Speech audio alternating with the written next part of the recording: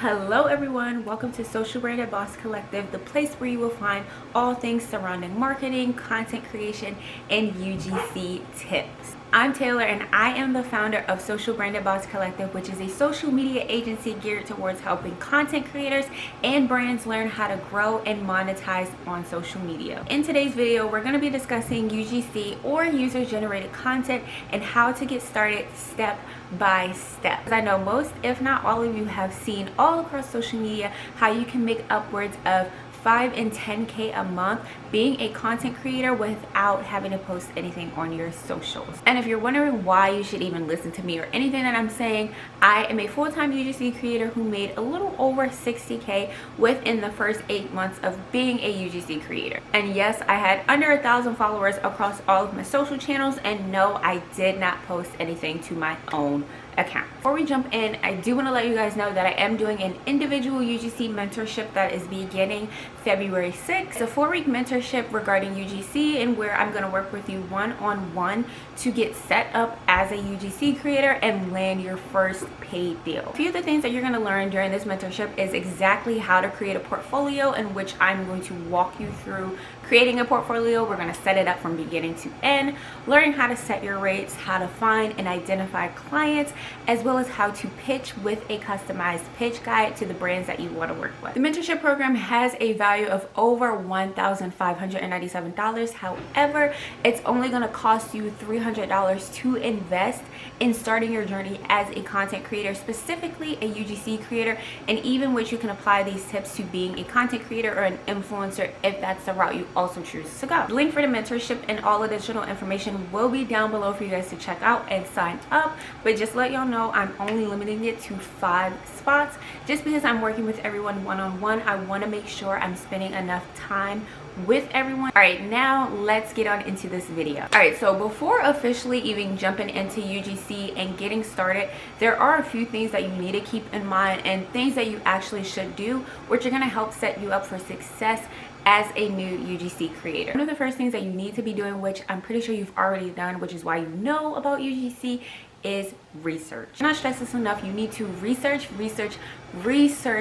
a ton about UGC, becoming a creator, and all the aspects that go into it to make you a good UGC creator. While it's relatively simple to get started in UGC, it is not simple at all to become a top and great creator that'll land several paid deals and have returning clients. As a new creator, investing in yourself likely can seem like a daunting task, especially if you don't really have the funds for it. So I would highly suggest using as much free resources as possible while you're getting started, because those free resources are really great and they're going to set you up for that success as well. And later on down the line, when you want to invest in your craft and better your skill, then you can start to invest in those paid resources. All it takes is a quick Google search to find several UGC resources that are completely free.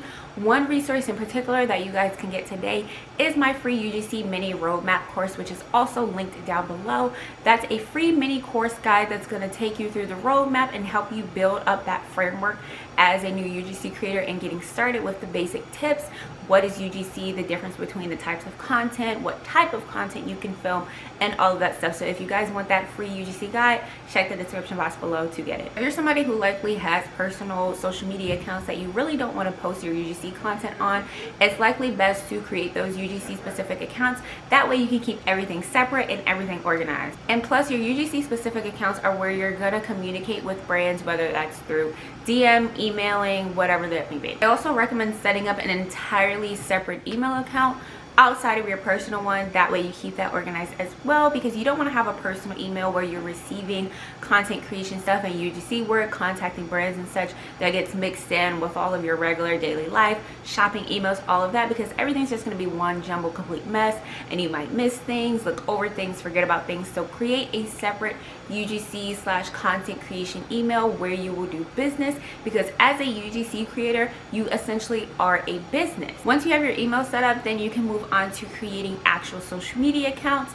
on Twitter, Instagram, and TikTok if you choose. Now, it's not really required to have social media accounts, especially with Instagram and TikTok, as a UGC creator. However, it can be helpful in helping you land paid deals and just inbound traffic from brands reaching out to you in general. If you don't feel like creating an Instagram or a TikTok, or you just want to create one, I would highly suggest creating a UGC Twitter account, because the UGC community on Twitter is amazing. So many creators that you can connect with, learn from, chat with on a daily basis, as well as brands that are actively on there searching for creators to partner with. I personally receive a lot of inbounds from Twitter that I would not have even had the chance to get had I not created a UGC Twitter, which is very, very beneficial. You can also share your UGC work on Twitter, especially your video examples.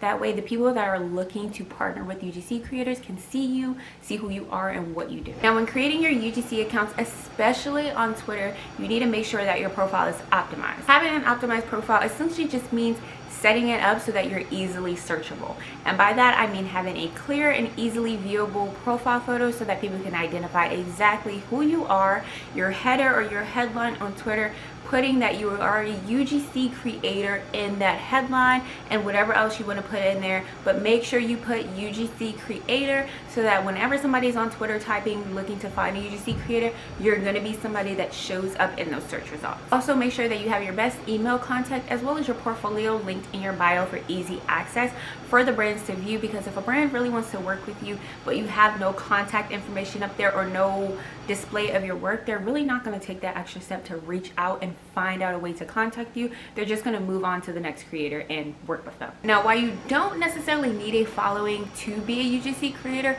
having a following and tying that into your personal brand is really going to be helpful when it comes to landing inbound paid deals.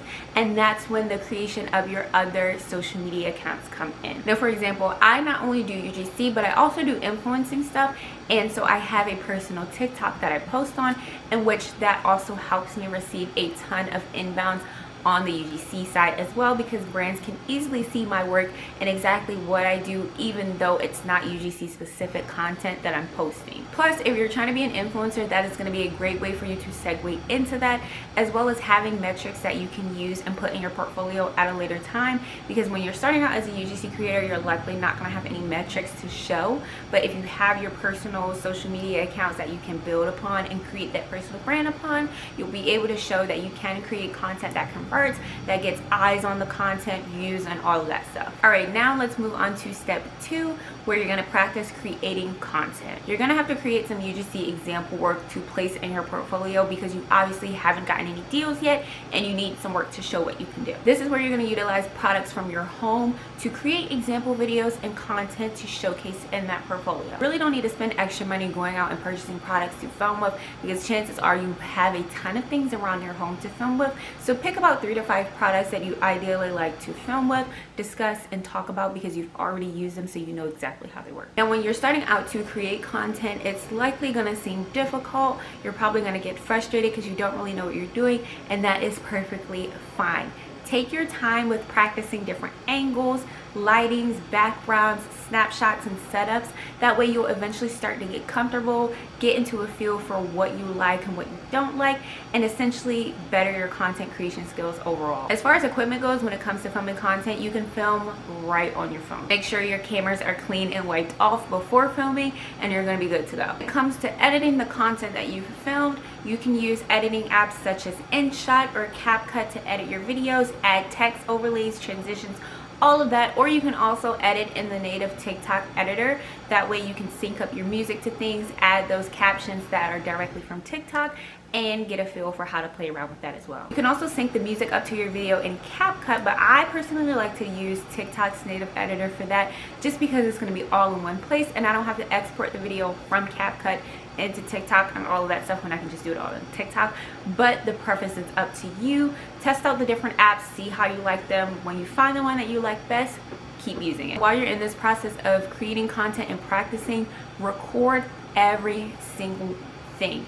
And you're going to thank yourself later for that, because when you're in the process of recording things, you might have to do things 2 or 3 times to get the perfect shot, and you're going to thank yourself later that you've over recorded instead of under recording, because it's best to have too much content that you don't really know what to do with it and you have access to throw in and switch out clips, rather than under filming and not having enough content and then having to go back, set up that same exact shot and refilm. Right now we're moving on into step 3, which is making your portfolio. Canva is a great and free resource, might I add, to use to make your portfolio, because not only is it easy to use, it's very beginner friendly, and you can just plug and drop your information into the templates that they have, which is really cool because Canva now has a couple different UGC templates that you can use. That way you're not really setting up and creating a template from scratch and not essentially knowing what to do and what to put in it. Plus, you can publish your portfolio with a free domain from Canva as an actual website. That way when a brand clicks to view your portfolio, it opens up to like this actual website page. I'll have my portfolio linked down below as well, so that you can check mine out and get an idea of what a basic framework on a portfolio should look like.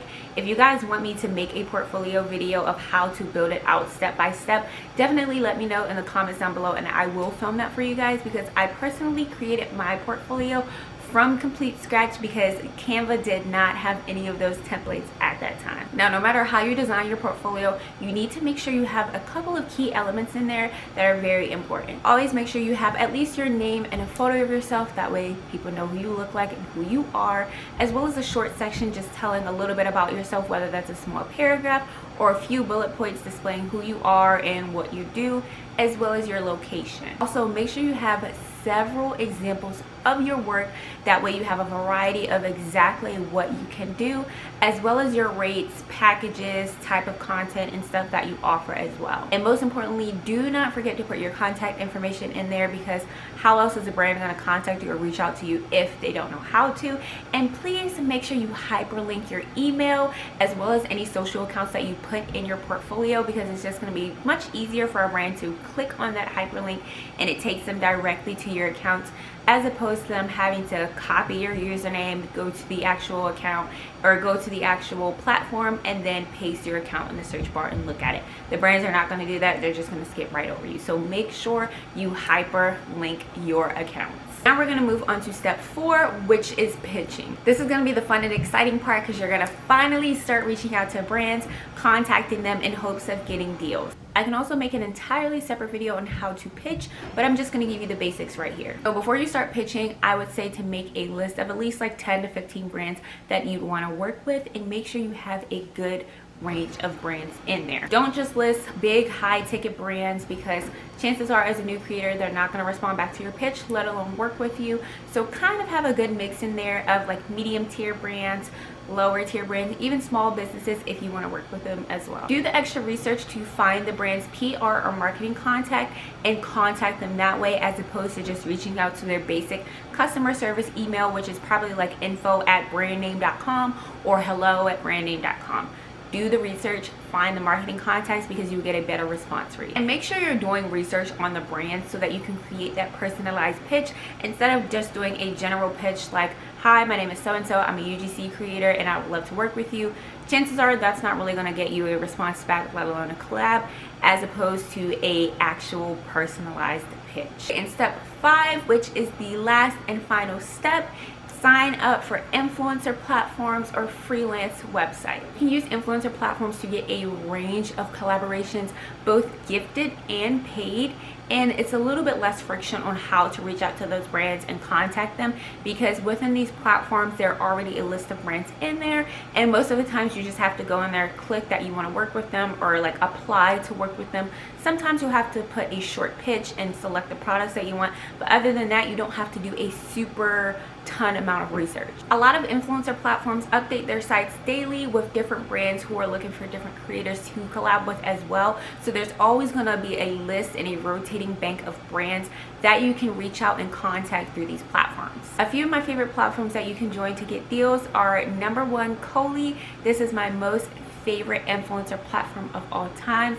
It is where I get the most paid deals from as well, and I still use it from time to time because they have some really cool brands on there that you can work with. Now I will say they do charge a fee to join their platform, which is $25. However, that $25 is so worth it considering the brands that are on there, the amount of money you can make in just how relatively easy it is to apply. Other sites that you can use are Skeepers, which was formerly Octoly. That's really great for gifted collabs with some pretty cool brands on there. You can also use the site called Aspire. I believe it's like aspire.io. In addition to using influencer platforms, you can also sign up on freelance websites such as Upwork and Fiverr to get paid deals and connect with brands as well. I personally have not used Fiverr, so I can't really speak on that too much, but from what I see, a lot of creators do like Fiverr a lot and they do get pretty good deals on there. I have, however, used Upwork, and Upwork is also a great resource when starting out as a creator and landing some paid deals. I personally have gotten a deal through Upwork. I'm not really on there frequently enough to apply for jobs and see and get deals. That's why I've only gotten one on there, but I did get one paid deal that was really great. And you can most likely find long-term paying clients from Upwork as well. Once you work with them from one deal, they'll most likely keep coming back for more as long as you did create good content. But remember, with anything, whenever you're pitching or applying to jobs and reaching out to brands to work with them, make sure you know how to negotiate to get the great deals that you want to get. Guys, so those are all the tips I have on how to become a UGC creator just starting out. I hope y'all were taking notes because I did drop some pretty good gems, if I do say so myself. Remember, if you want to get my free UGC guide or sign up for my individual mentor UGC program starting February 6th, the link is going to be down below for both of those things. Currently, at the time of this video, I only have 4 spots left, so do with that what you will for that mentorship. Don't forget to follow me down below on my other socials so that we can stay connected. Thank you so much for watching, and I will catch y'all in the next video. Bye!